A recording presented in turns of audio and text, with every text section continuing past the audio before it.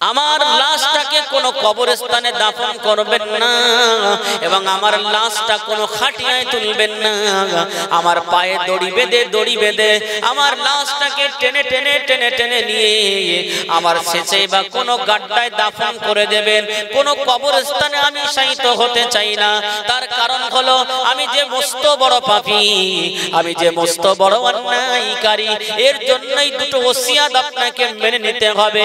এই দুটো ওসিয়াত বলার পরে ওই জেলে দুনিয়ার জমিন থেকে বিদায় নিলেন। ওসিয়াতের ব্যাখ্যাগুলো মাকে বলে চলে গেলেন। আল্লাহর ওলি হযরতে হাসান বসরির মুরিদ যখন না ডেকে চলে আসলেন, তিনি তো আসলেন না, তিনি একটু তন্দ্রায় চলে গেলেন। তার একটু তন্দ্রা ভাব যখন আসলেন, আল্লাহর ওলিকে কে যেন গায়েবী আওয়াজ দিচ্ছেন, এ আমার বান্দা, এ হাসান বসরি শুনে রেখে দাও, এ আমার বান্দা শুনে রেখে দাও, এই মুহূর্তে আমার একজন ওলি বান্দা দুনিয়ার জমিন ছেড়ে বিদায় নিয়েছেন, দুনিয়ার জমিন ছেড়ে চলে গেছেন। যাও যাও যাও, তার জানাজার দাফন কাফন তুমি নিজে করে এসো। এ আমার মুরিদিনী আল্লাহর ওলি হযরতে হাসান বসরি রাহমাতুল্লাহ আলাইহি আবারও তিনি একটু তন্দ্রায় চলে গেলেন, আবারও তিনি একটু তন্দ্রায় চলে গেলেন। আবারও সেই একই আওয়াজ তার কানে ভেসে আসলো, গায়েবী আওয়াজ। তিনি আমার আল্লাহ বললেন, এ আমার বান্দা, এখনো কেন তুমি ঘুমিয়ে আছো? যাও যাও যাও, আমার একজন ওলি বান্দা মারা গেছে, আমার একজন ওলি বান্দা মারা গেছে। যাও, তার দাফন কাফন তুমি নিজে হাতেই করে দেবে। যাও যাও, আর ঘুমিয়ে থেকো না। এ জওয়ান যুবকেরা ঠান্ডা মাথায় বোঝার চেষ্টা করবেন বাবা। আল্লাহর ওলি হযরতে হাসান বসরি রাহমাতুল্লাহ আলাইহির মুরিদের ছেলে। দুনিয়ার জমিনে এমন কোনো অন্যায় নাই, এমন কোনো অপরাধ নাই, এমন কোনো খারাপ কাজ নাই যে তার দ্বারাই হয় নাই। আল্লাহর ওলি হযরতে হাসান বসরি রাহমাতুল্লাহ আলাইহি মুরিদিনীকে বলেছিলেন, ও আমার মুরিদিনী, যাও যাও, নিজের ছেলেকে একটা বার আটকে নাও, একটা বার তাকে বারণ করো। ওই মহিলা বলেছিলেন, হুজুর, ওগো আমার মুর্শিদ, আমি আমার ছেলেকে অনেক চেষ্টা করার পরে আনতে পারলাম না, শরিয়াতের মুখী করতে পারলাম না, আল্লাহ ওয়ালা বানাতে পারলাম না, আল্লাহ ভীরু বানাতে পারলাম না। হুজুর, আপনি একটু চলেন। আল্লাহর ওলি বললেন, তাকে আমার কাছে আনো। আল্লাহর ওলির কাছে আনতে পারলেন না। ওই ছেলে একটা বারের জন্য হযরতে হাসান বসরির সম্মুখে হতে চাইনি। হাজারো চেষ্টা করেছেন তার মা, তথাপিও একটা দিনের জন্য মায়ের সঙ্গে আল্লাহর ওলির দরবারে যায়নি। ছেলে অন্যায় করতে করতে এক পর্যায়ে তিনি মৃত্যুর কবলে ঢলে পড়লেন। নেশা করতে করতে, মদ্যপান করতে করতে কলিজা খানা পচে গেল, ফুসফুসে খানা পচে গেল। ওই ছেলে মৃত্যুর কবলে ঢলে পড়লেন, মৃত্যু শয্যায় শায়িত হইলেন, মৃত্যু শয্যায় শুয়ে পড়লেন। বান্দার গুনাহ যত বড় হোক না কেন, বান্দার অন্যায় যত বড় হোক না কেন, বান্দা যদি নিজের অন্যায়ের কথা মনে করে, আযাবে জাহান্নামের কথা মনে করে, পরকালে আযাব হবে, জান্নাত জাহান্নাম আছে, এ কথা যদি বান্দার মনে হয়, সেই মুহূর্তে গুনার কথা চিন্তা করে মহান রবের কাছে যদি বান্দা তাকায়, মহান রবের কাছে যদি মাফ চেয়ে নেয়, নিশ্চয়ই আমার আল্লাহ তাকে নিশ্চয়ই মাফ করে দিয়ে থাকেন। বলেন না সুবহানাল্লাহ? আর একটু জোরে বলেন।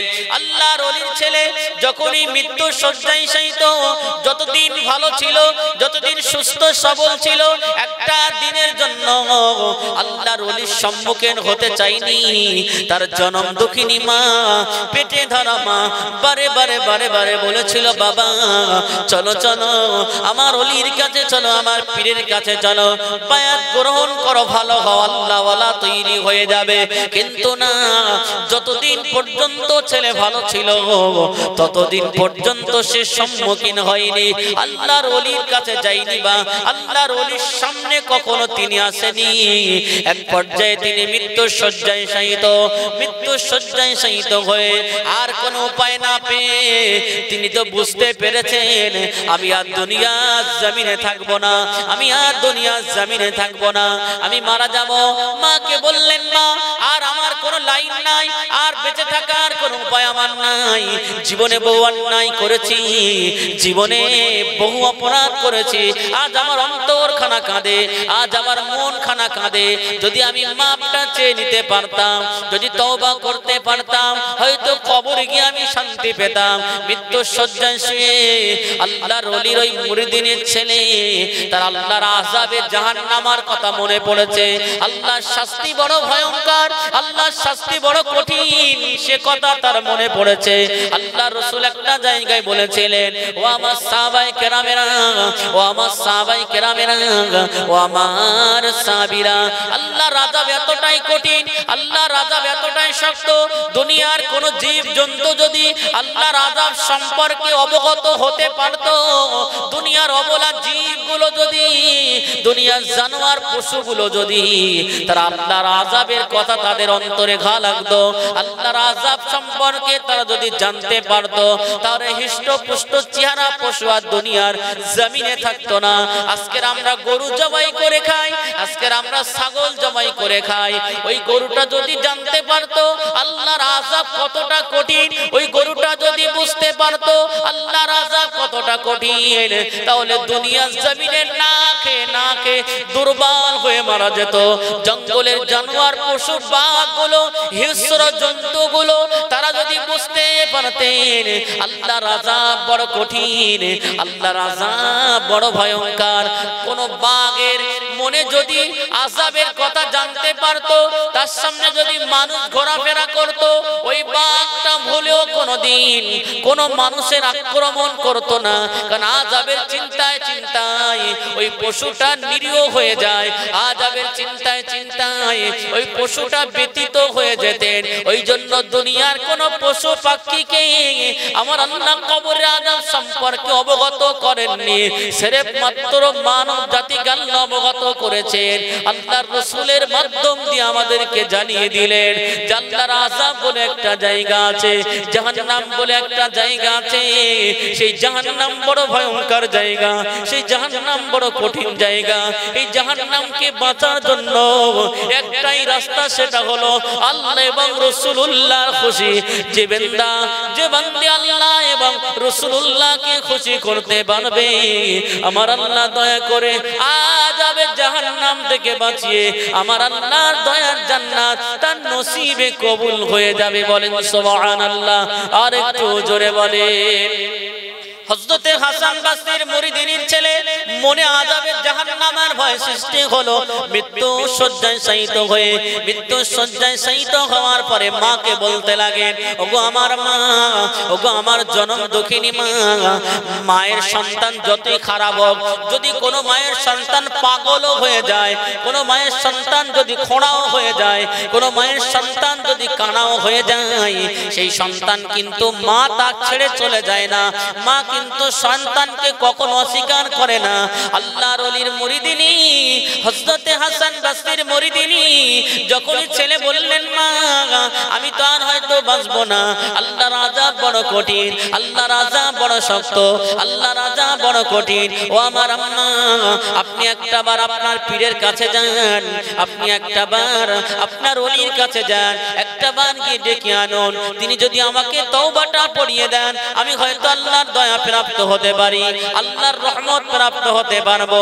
দুনিয়ার জমিন ছেড়ে বিদায় নেওয়ার আগে আমি যদি কলমা ওয়ালা হয়ে তওবাকারী হয়ে যেতে পারি, হয়তো আমার আল্লাহ আমাকে maaf করে দিতে পারেন।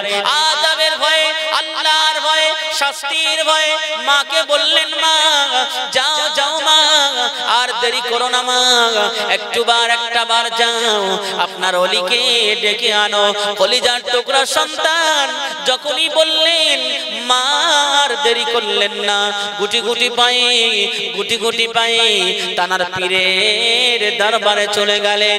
পীরকে গিয়ে বললেন, ওগো আমার মুর্শিদ, ওগো আমার পীর, বেয়াদবি নেবেন না, ক্ষমা করবেন, maaf করবেন। এতদিন পর্যন্ত আমার ছেলেকে আমি বহু চেষ্টা করার পরেও আমি আপনার কাছে হাজির করতে পারলাম না। আপনি বহুবার তাকে ডেকেছেন, না না একটা বারের জন্য সে আসেনি। কিন্তু আজকে তার মনে উদয় হলো, আপনি যদি একটু গিয়ে তাকে তওবা পড়িয়ে দিতেন, সে হয়তো আল্লাহর তওবাকারী বান্দা হয়ে দুনিয়া থেকে বিদায় নিতে পারতো। ওগো আমার মুর্শিদ, ওগো আমার পীর, আমার কলিজার টুকরা ছেলে আর হয়তো বাঁচবে না, সে মৃত্যু শয্যায় শায়িত আছে। আল্লাহর ওলি ওই সময় বলেছিলেন, না না না, আমি তোমার ছেলের কাছে আর যাব না। তাকে আমি বারে বারে আমার কাছে আসতে বলেছিলাম, সে আমার কাছে আসেনি। আজ আমি আর তোমার কাছে যাব না, আজ আমি আর তার কাছে যাব না। যাও যাও যাও, তুমি আমার দরবার থেকে ফিরে যাও। মায়ের মনটা মলিন হয়ে গেল, মায়ের মনটা মলিন হয়ে গেল। চোখে মুখে কান্না মুখলিয়ে, কান্না মাখা মুখ নিয়ে কলিজার টুকরা সন্তানের কাছে ফিরে গেলেন। আমার ভাইরা একটু আগে আসে, আমার সব ভাইজানেরা সব এসেছে, একটু বসে, আপনি একটু আগে আগে আসেন। ঠিক আছে,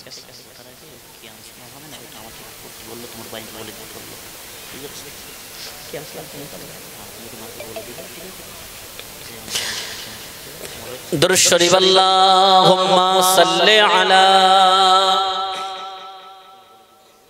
একটু মহব্বতে পড়েন, ওয়া আলা আলি সাইয়্যিদিনা।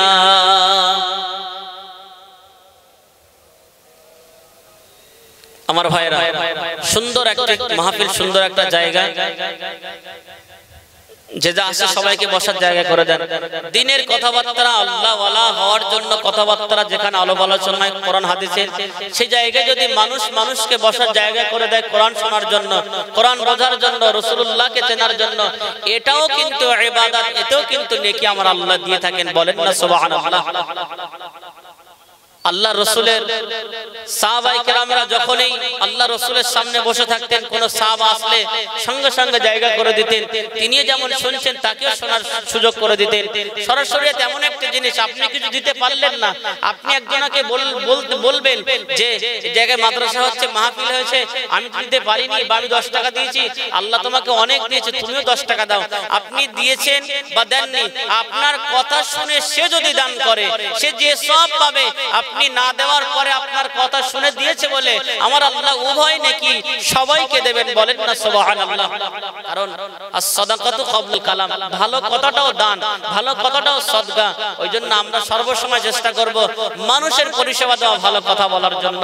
আল্লাহ পাক আমাদের সকলকে যেন কবুল করেন দ্বীনের জন্য। বলেন না আল্লাহুম্মা আমিন, জোরে বলেন না আল্লাহুম্মা আমিন।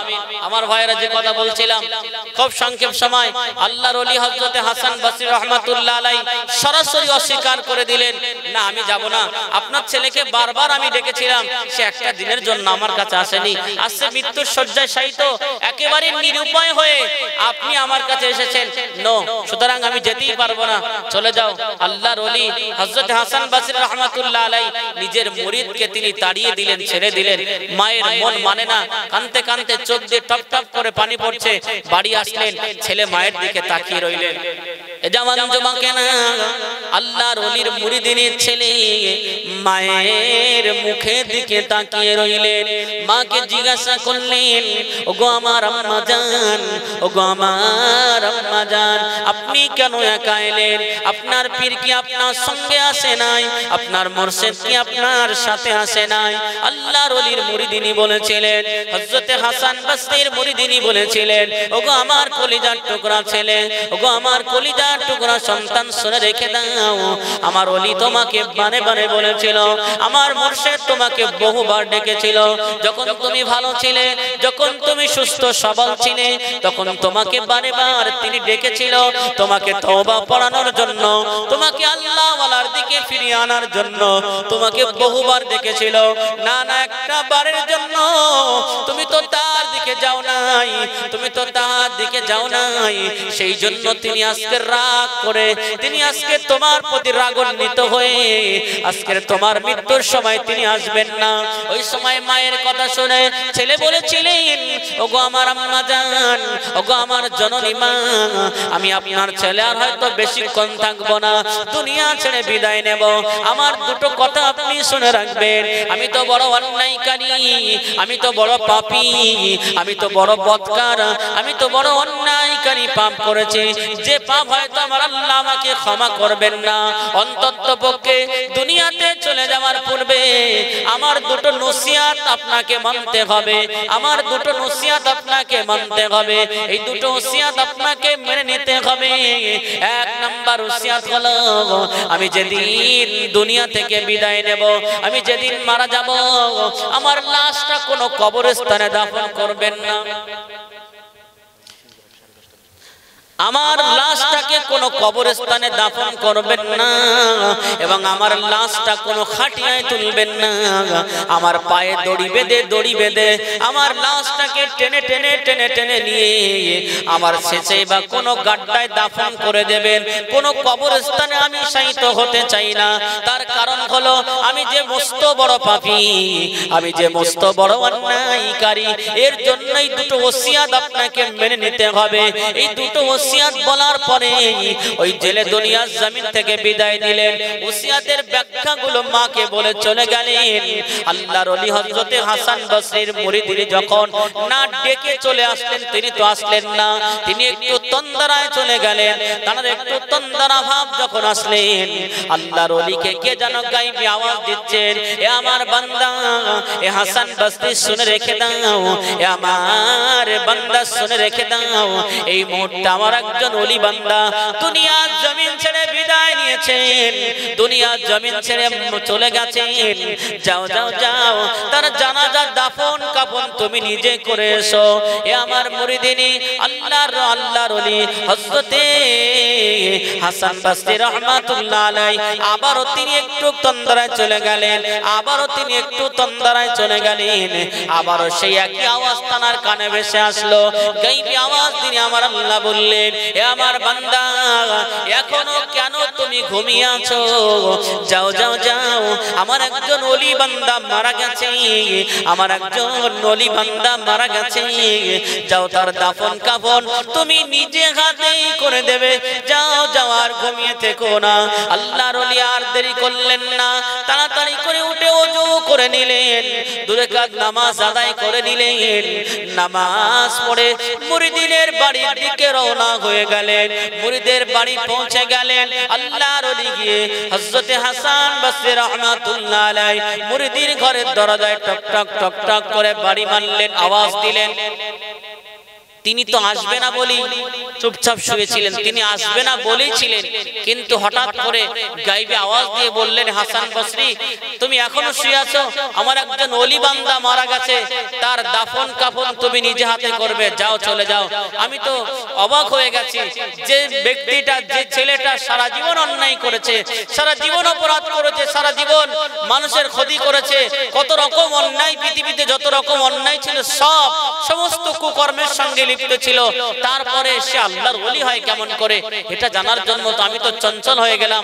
আমি সঙ্গে সঙ্গে আর দেরি করলাম না, আমি চলে গেলাম নিজের মুরিদের বাসায়। মুরিদের বাসায় গিয়ে টক টক করে আওয়াজ দিলেন, দরজা খুলে দেখেন যে আমার মুর্শিদ আমার বাসায় হাজির। আল্লাহর ওলির মুরিদ দিলে বললেন, হুজুর, আমি আপনাকে অনেক ডাকলাম, আপনি আসলেন না, অথচ এইমাত্র আমার ছেলেটা দুনিয়া থেকে বিদায় হয়েছে, এখন আপনি কেন এসেছেন? আল্লাহর ওলি বলেছিলেন, ও আমার মুরিদিনী, শুনে রেখে দাও, জেনে রেখে দাও, আমি তো ঘুমিয়ে পড়েছিলাম, আমি তো তন্দ্রায় চলে গিয়েছিলাম। হঠাৎ করে কে যেন আওয়াজ দিল, এ আমার বান্দা, এ আমার বান্দা হাসান বসরি, তুমি কেন এখনো শুয়ে আছো? যাও যাও, চলে যাও, আমার একজন ওলি বান্দা মারা গেছে, তার জানাজা এবং দাফন কাফন করে আসো। আমি আর দেরি করলাম না, চলে আসলাম। তবে একটা প্রশ্ন আমার ভিতরে জাগে, একটা প্রশ্ন আমার ভিতরে উদয় হলো, যে ছেলেটা সারা জীবন অন্যায় করলো, যে ছেলেটা সারা জীবন অপরাধ করলো, তার বিষয় কেন এমন কথা আমার আল্লাহ জানিয়ে দিল? আপনি তো তার মা, একটা বার কি আমাকে বলবে, ওই সময় হাসান বসরির মুরিদিনী বলেছিলেন, ওগো আমার মুর্শিদ, ওগো আমার ওলি, ওগো আমার পীর, শুনে রাখেন আমার ছেলে মৃত্যুর পূর্বে আমার দুটো ওসিয়াত করেছে। এক নাম্বার ওসিয়াত হলো আমি তাকে যেন কোনো কবরস্থানে দাফন না করি, এবং দ্বিতীয় ওসিয়াত হলো আমি তাকে যেন কোনো খাটিয়ায় না উঠিয়ে নিয়ে যাই, আমি যেন তাকে তার পায়ে দড়ি বেঁধে, তার হাতে দড়ি বেঁধে টানতে টানতে নিজের ঘরের আঙিনায় অথবা কোনো ছেঁচে যেন তাকে দাফন করে দেয়। আল্লাহর ওলি হযরতে হাসান বসরি রাহমাতুল্লাহ আলাইহি মুরিদিনীকে বলেছিলেন, কেন সে কথা বললেন? ওই সময় হাসান বসরির মুরিদিনী বললেন, ওগো আমার পীর, ওগো আমার মুর্শিদ, আমার ছেলে ছিল বড় অন্যায়কারী, আমার ছেলে বড় অপরাধকারী, দুনিয়ার জমিনে এমন কোন অন্যায় নাই, এমন কোন পাপ নাই সে করেনি।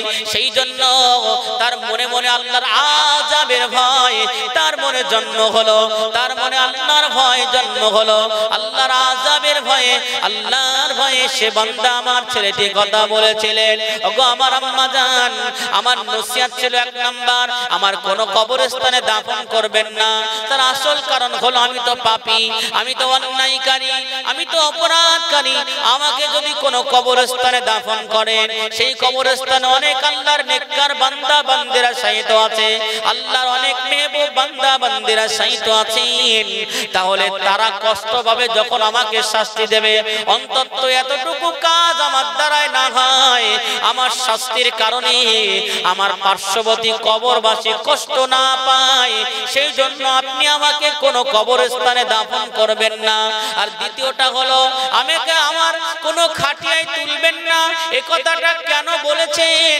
এ কথাটা এই জন্য আমার ছেলে বলেছেন, অন্তত পক্ষে দুনিয়ার যুবককে একটা মেসেজ দিয়ে গেছেন, দুনিয়ার মানুষ দিগকে একটা মেসেজ দিয়ে গেছেন। আজকে যারা দুনিয়ার জমিনে অন্যায় করবে, রাহাজানি করবে, মদ্যপান করবে, ঘুষ খাবে, অন্যায় করবে, বিভিন্ন অপকর্মের সঙ্গে যুক্ত থাকবে, তাদের লাশটা যদি আমার মতন করে নিয়ে যায়, এই ভয় অন্তত পক্ষে তারা ভালো হয়ে যেতে পারে। আমার লাশটাকে যখন আমার পায়ে দড়ি বেঁধে কোনো কবরস্থানে দাফন না করে অন্য কোনো খানা খন্দকে দাফন করে দেবেন, তখন দুনিয়ার যুবকরা একটা শিক্ষা পাবে। তারা মনে মনে এটাই ভাববে, আমরা যদি অন্যায় করি আর অপরাধ করি, তাহলে আমাদের লাশটা এমন করে টেনে টেনে নিয়ে কোনো খাটিয়ায় না তুলে কুত্তার মতো টেনে টেনে নিয়ে দাফন করে দেবে খানা খন্দকে। এই ভয় অন্তত তারা সবাই আল্লাহওয়ালা হয়ে যেতে পারে। এই না চিন্তা ভাবনা করে আমার কলিজার টুকরা সন্তান এই নসিহত আমাকে করেছে। আল্লাহর ওলি ওই সময় বুঝতে বাকি নাই, আল্লাহর ওলি ওই সময় বলেছিলেন, আমার মুরিদিনী, তার এই স্বচ্ছ এবং সৎ চিন্তা ভাবনা, তার এই ভালো চিন্তা ভাবনা, দুনিয়ার জমিন হয়তো অন্যায় করেছে, অপরাধ করেছে, কিন্তু মৃত্যুর আগে যে চিন্তা চেতনা তার ভিতরে এসেছিল আল্লাহর ভয়ে, আমার আল্লাহ তার এই অন্তরের চিন্তা এবং তওবাটা মহান আল্লাহ কবুল করে নিয়ে আমার আল্লাহ তাকে ওলির খাতায় নামটা তুলে দিলেন। বলেন সুবহানাল্লাহ। আর একটু জোরে বলেন, আর একটু জোরে বলেন, নারে তাকবীর। আমার ভাইরা, বান্দা যতই অন্যায় করুক, যত বড় গুনাহ করুক, বান্দা যখন আল্লাহর কাছে নিজের গুনার জন্য মাপ চাইবে, নিজের গুনার জন্য বলবে, নিঃসন্দেহে আমার আল্লাহ সেই বান্দাকে মাপ করে থাকেন। বলেন না সুবহানাল্লাহ। আমার ভাইরা, সময় হয়ে গেছে, মাসুম হুজুর আসবেন। আপনাদের হুজুর আমাদের এলাকার বোনাই হয়েছে, আমাদের বোনাই হয়, আবার হুজুর হয়, তো হুজুর আসবেন, 25 আসবেন। তার আগে আমার ভাইপো একটু সালাতু সালাম পড়বেন। যারা এদিক ওদিকে আছেন সকলে চলে আসেন। এই দুনিয়ার জমিনে আল্লাহ যতদিন আমাদের রেখেছেন ততদিন আমরা ওয়াজ শুনবো, কোরআন হাদিসের কথা শুনবো। আসল কাজ যেটা হলো সেটা আমল করা। আল্লাহ যেন আমাদের সকলকে শুনে বুঝে উভয়ের ভিতরে আমল করার তৌফিক দান করেন। সকলে বলেন আল্লাহুম্মা আমিন। একটু উচ্চ আওয়াজে বলেন না আল্লাহুম্মা আমিন। আমি আপনাদের কারো ভাইয়ের মতন, কারো সন্তানের মতন কথা বলতে গিয়ে ভাষাগত ত্রুটি হওয়াটা স্বাভাবিক। যদি ত্রুটি হয় ক্ষমার নজরে দেখবেন। আল্লাহ আমাদের সবাইকে উভয়কে আমল করার তৌফিক দান করেন। সকলে বলেন আল্লাহুম্মা আমিন। আপনারা যারা বসে আছেন বিশ্বনবীর শানে দাঁড়িয়ে একটু সম্মানের সহিত বিশ্বনবীর শানে সালাম পাঠ করিয়া নবী।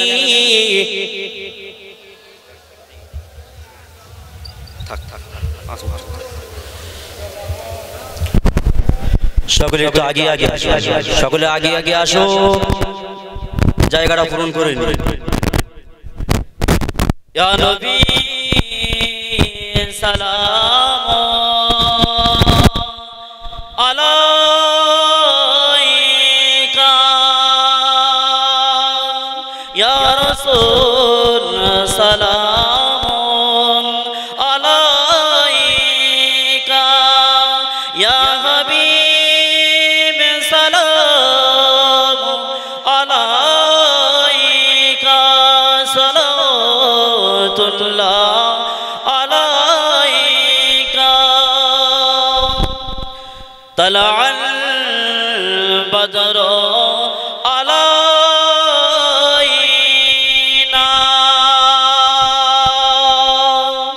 মিন সানিয়াতিল বিদাই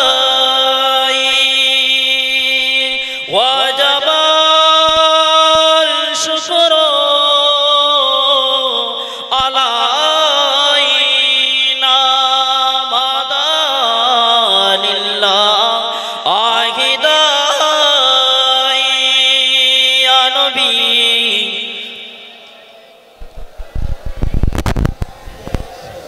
ইয়া রাসূল সালাম,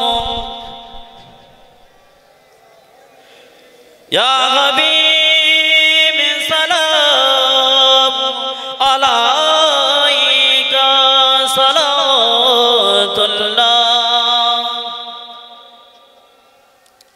জিবরাইল ডাকে ও বারে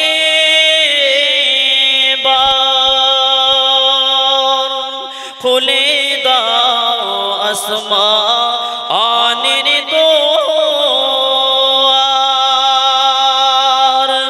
এসেছে নবীদের সরদার, করিতে আল্লাহ আর দিদার। ইয়া নবী সালাম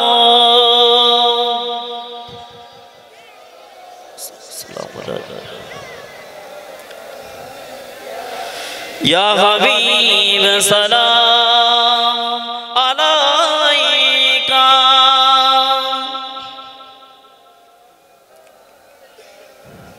নবীজি রব্বা আবদুল্লাহ,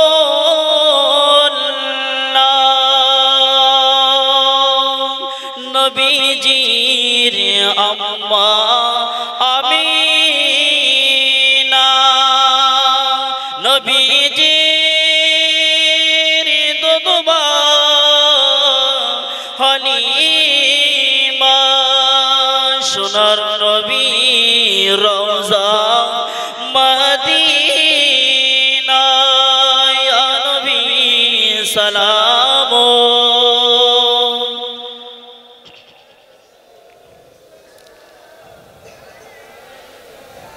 ইয়া রাসূল সালাম আলাইকা,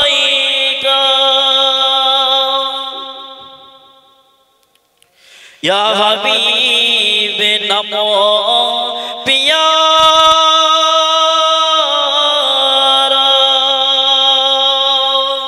ইয়া রাসূল নমো পিয়ারা। আরশে পাল হকিনে পুকারা, সস पैगम बरगे ही खबारा। या नबी सलाम,